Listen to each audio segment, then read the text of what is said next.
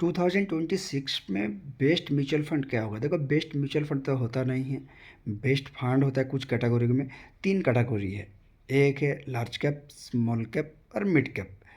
तो आपको रिस्क के हिसाब से आप पोर्टफोलियो तैयार कर सकते हैं। मान के चलिए मेरा टेन्योर है 3 से 5 साल। 3 से 5 साल है तो हम कम से रखेंगे किस में? हाइब्रिड फंड में।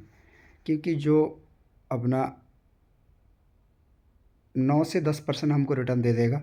ठीक है, इससे ज़्यादा उम्मीद मत रखना। 9 से 10% मतलब एफडी को बीट करेगा। अगर मुझे मेरा टेन्योर है 7 साल, 5 साल, 5 से 7 साल, फिर मैं रखूँगा लार्ज कैप इक्विटी में। लार्ज कैप इक्विटी में हमको कम से कम रिटर्न मिलेगा 12%, मान के चलिए 11-12%। अगर हॉराइजन आपका 7 से 10 साल है तो मिड कैप में रखिए। 10 से ऊपर है मतलब 15, 20, 25, 30, तो अब तो मिड कैप और स्मॉल कैप में ज़्यादा एक्सपोजर रखना पड़ेगा, क्योंकि आने वाला टाइम में उसमें ज़्यादा रिटर्न मिलने का संभावना है। लेकिन लॉन्ग टाइम के लिए लार्ज कैप भी रखना है, फ्लेक्सी कैप भी रखना है, क्योंकि उसमें आपको पोर्टफोलियो के ग्रोथ देगा। ग्रोथ के साथ मतलब पोटेंशियल देगा। मतलब जब मार्केट गिरेगा आपको इतना रेट नहीं नज़र आएगा, क्योंकि म्यूचुअल फंड में तो रेट नज़र आता ही कलीजा बाहर आ जाता है। सारे क्या करते हैं? बेच के बाहर चला जाता है। लेकिन म्यूचुअल फंड में बेचना नहीं है। आज आपने स्टार्ट किया है, मान के चलो मार्केट नीचे गिर रहा है, वो म्यूचुअल फंड के लिए अपॉर्चुनिटी है। क्या बोलोगे सर मेरे तो लॉस हो रहा है, आप बोल रहे हैं अपॉर्चुनिटी? बिल्कुल अपॉर्चुनिटी है, क्योंकि मार्केट आज नीचे जा रहा है। कल या 2 साल बाद या 3 साल बाद उसको जाना है, ऊपर ही जाना है। तो नीचे जो जा रहा है, मेरा मान के चलो एक एन खरीदा 100 रुपये में, 80 रुपये में, 70 रुपये में, 60 रुपये में, 50 रुपये में, मार्केट नीचे जा रहा है, मेरा बाइंग भी नीचे नीचे हो रहा है। लेकिन जब वहीं से वो यू टर्न करेगा, यू टर्न जब करेगा तब जो 50 वाला जब वो 100 में आएगा, मेरा जो फर्स्ट बाइंग था 100 में, जब 100 के आसपास आएगा मेरा प्रॉफिट कितना होगा सोचिएगा। मार्केट को एक दिन ऊपर ही जाना है, नहीं कि मार्केट आज से नीचे ही जाएगा मार्केट। इसीलिए पहले 2-3 साल में पैसा बनता नहीं है म्यूचुअल फंड में, आपको वेट करना पड़ेगा। क्योंकि इसका खुद मैंने देखा, रिसर्च करके, रिसर्च नहीं मैंने खुद प्रैक्टिकल किया था।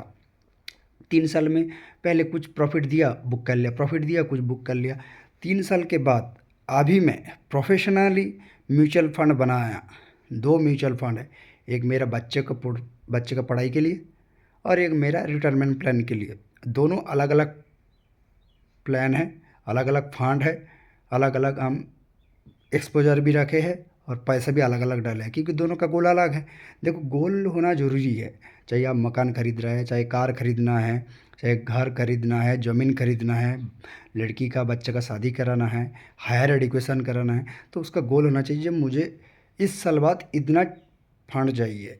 उसी हिसाब से आपको क्या करना है, उसी हिसाब से आपको पोर्टफोलियो तैयार करना है। क्योंकि जो अच्छा बच्चा का पढ़ाई के लिए, मान के चलो कोई डॉक्टर कराएगा आज से 15 साल बाद, उस टाइम डॉक्टर का खर्चा है बेसरकारी में, सरकारी हो गया तो अच्छा है, कम से कम 70 से 1 करोड़, 70 लाख से 1 करोड़ रुपया खर्चा है।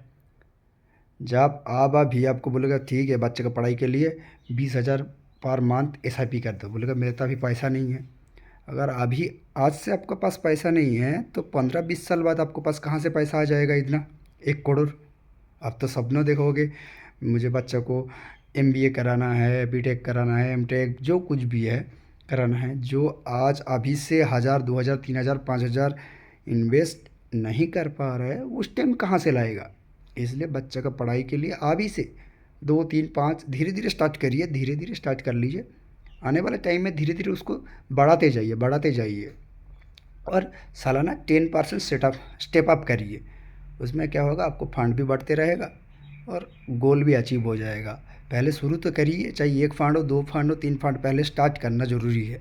ठीक है, चाहिए 1,500 रुपया कटवाना है तो मैं बोलूँगा 3 फंड, एक लार्ज कैप में रखो, एक मिड कैप में रखो, एक स्मॉल कैप में रखो। क्योंकि इसमें 1,500 करके एसआईपी करोगे तब धीरे धीरे आपको समझ में आएगा जो क्या चल रहा है मार्केट में, कैसे हो रहा है। तब उसको आप क्या यूटिलाइज कर पाओगे धीरे धीरे आगे आगे, जहाँ भाई ये फंड तो मैंने गलत लिया, ये लिया। ठीक है, थैंक यू।